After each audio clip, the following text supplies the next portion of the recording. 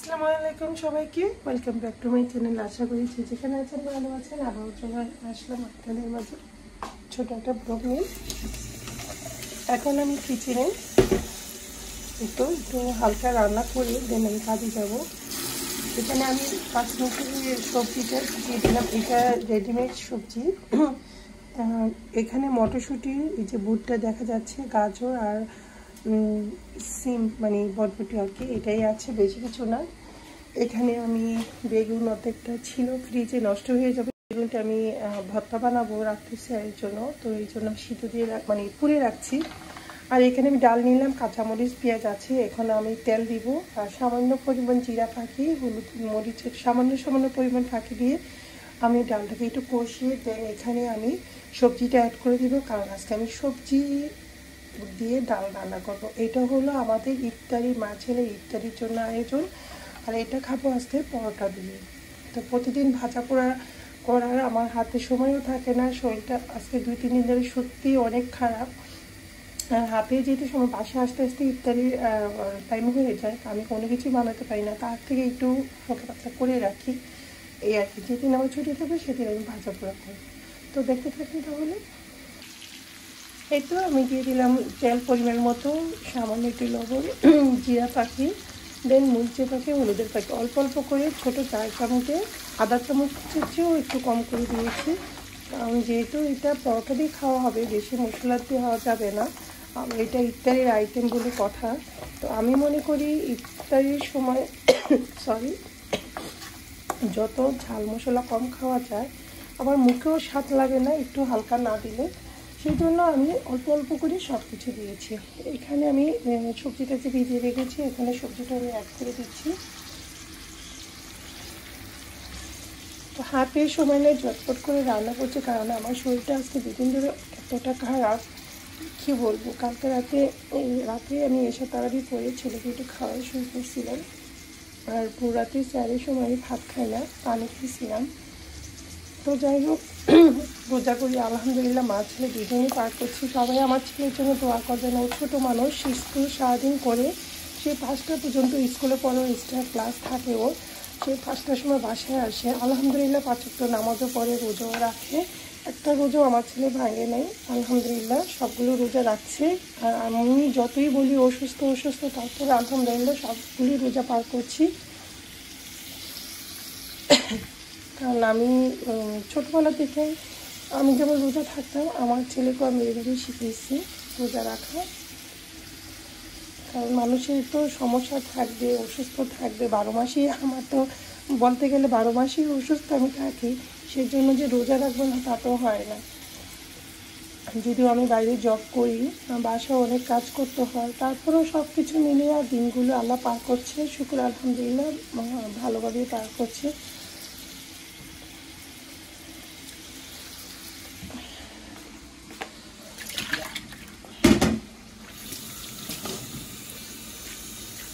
এখনও আমি কারোর জন্য কোনো কেনাকাটা করি নাই। কেনাকাটা বলতে জানি না কাকে কিছু দিতে পারবো কি না, জাস্ট আমার ছেলের জন্য কেনাকাটা করব। দেখি যদি ছুটি পাই তাহলে ওকে নিয়ে যাব মার্কেটে। যদি ফ্রাইডে আমার ছুটি থাকে ওকে ওই দিন নিয়ে যাব। আসলে কাজ আর বাসা, তারপর অসুস্থ, সব কিছু মিলিয়ে ঈদের যে একটা আমেজ সেটা আমি পাচ্ছি না। হ্যাঁ, মার্কেটে যখন থাকি, মানে মার্কেটে বলতে আমি তো মার্কেটের লাইনে জব করি, সো ওইখানে থাকলে মানুষের ভিড়ে তখন মনে হয় না ঈদ লাগছে, মানে ঈদ আসতেছে, এরকম একটা আমেজ আসে। বা বাসা আসার পরে যখন এত কাজ করি, অসুস্থ থাকি, তখনই সেই আমেজটা চলে যায়। তারপরও আমি মনে করি আলহামদুলিল্লাহ, আমি যখন ইটালিতে ছিলাম তখন কী হয়েছে, এরকম ঈদের আমেজটা পাওয়া যায় না। ইউকেতে যে ঈদের আমেজটা পাওয়া যায়, বাংলাদেশে একটা ফিল পাওয়া যায়, কিন্তু ইটালিতে থাকলে সেটা পাওয়া গেছে না এখানে। তারপর আলহামদুলিল্লাহ যে বাংলাদেশের মতো মানে একটা ঈদের একটা আমেজ পাওয়া যায়। ঈদের আগের দিন মেহেদি দিয়ে রাস্তার কিনারে সবাই, আমি সব কিছুই তুলে ধরার চেষ্টা করব। আর ঈদ শপিংগুলো আমি দেখানোর চেষ্টা করব, যদি মার্কেটে যাই কী কী নতুন ড্রেস উঠেছে কীগুলোকে। আসলে সময় পাই না, সেই জন্য কোনো কিছু করা হয় না। তারপরে যতটুকু পসিবল আমি করানোর চেষ্টা করব। আচ্ছা, আপনারা আমার মতো চাইলে যারা এভাবে কখনো করেন নাই সবজি ডাল দিয়ে, তো আপনারা চাইলে আমার মতো এরকম ঝটপট করে সবজি ডাল রান্না করতে পারেন। আর রুটি পরোটা দিয়ে খেলে অনেক মজা লাগে, অনেক ইয়ামি লাগে। তো আজকে আমি পরোটা দিয়ে খাবো ইফতারের টাইমে, সেজন্যই এটা আমি করে নিলাম। তেলটা আগে ছিল, ভাবলাম আমি তেলটা অ্যাড করে দিই। আর এখানে আমি ডিমটা বসিয়ে দিই, কালকে ডিম ভুনা করছিলাম, ডিম ভুনা রয়ে গেছে।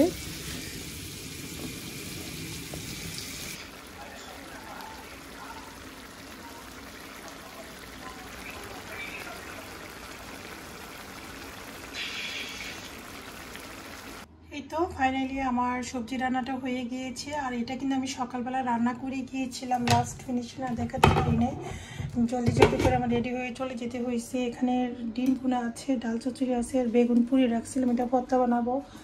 আর আজকে শপে থেকে ওই 2টা মুরগি নিয়ে আসছি, এনে আমি ডিপে রেখে দিছি। দেন আর তান্দুরি মশলাটা নিয়ে আসছি, তো অন্যকে চিকেন তান্দুরি করে দিব একদিন। বাসায় যদি সব কিছু থাকে তো করে দেওয়া যায়। তো এখন আমি যেটা করব, আমার ছেলের জন্য পরোটা বানাবো, পরোটা ভাজবো। আর এখানে কিছু ভাজা পোড়া জিনিস আছে, এখানে কি আছে চিন্তা করতেছি, এগুলো ভাজা ফেলবো না, ভাজলে খাওয়া হয়। এখানে আছে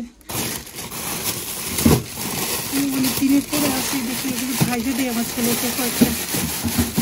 আমি এগুলি নামাই, পরে আপনাদের সাথে শেয়ার করছি। গত সপ্তাহ বিন নেয় নাই, এই সপ্তাহ নেওয়া হয় নাই, বিন জমিয়ে আছে। কেন হচ্ছে বিন নেয় না পুরো এরিয়াতে বুঝি না, তো বিন নেওয়া অনেক প্রবলেম।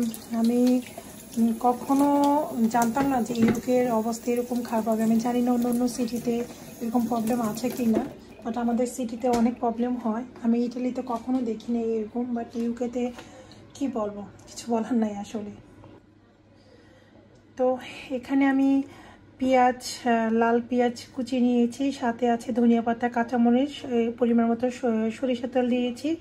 এখানে আমি দিলাম লবণ, এই যে কাঁচামরিচও আছে। তো শুকনো মরিচ দিলে ভালো হতো, শুকনো মরিচ আছে বাট ভাজা হয় নাই। তো এখন রাত্রেবেলা বাসায় হিটার ছাড়া, জানলা বন্ধ, তো এখন যদি হিটার শুকনো মরিচ ভাজি তো কটকট একটা স্মেল আসে শুকনো মরিচের, যেহেতু আমি জানলা এখন খুলবো না, তো সেই জন্য কাঁচামরিচ দিয়ে আমি ভর্তাটা বানাচ্ছি। তো আচ্ছা কী ভর্তা বানাচ্ছি এখনও বলা হয়নি। তো এই যে এখানে যে আমি সকালে বেগুন পুরি রেখেছিলাম, তো বেগুনটা দিয়ে আমি ভর্তাটা বানাবো। আসলে সেয়ারির টাইমে না কোনো কিছু খেতে মন চায় না কেন জানি, আমার ছেলের, আমি ভাতই খেতে পারি না। তো আলহামদুলিল্লাহ ইফতারিটা খেয়ে নিলাম, মা ছেলে দুজনে পরোটা দিয়ে, সবজি দিয়ে, মানে ডাল সবজি দিয়ে যে রান্না করেছি ওইটা দিয়ে মা ছেলে পরোটা দিয়ে খেয়ে নিলাম। আর সাথে একটু হালকা ভাজা পোড়া করেছি অন্যদের জন্য, যেমন সমোসা, পেটিস এরকম ভেজে নিলাম, নারকেল পিঠে এটা ভেজে নিলাম, রেডি করা ছিল ফ্রিজে।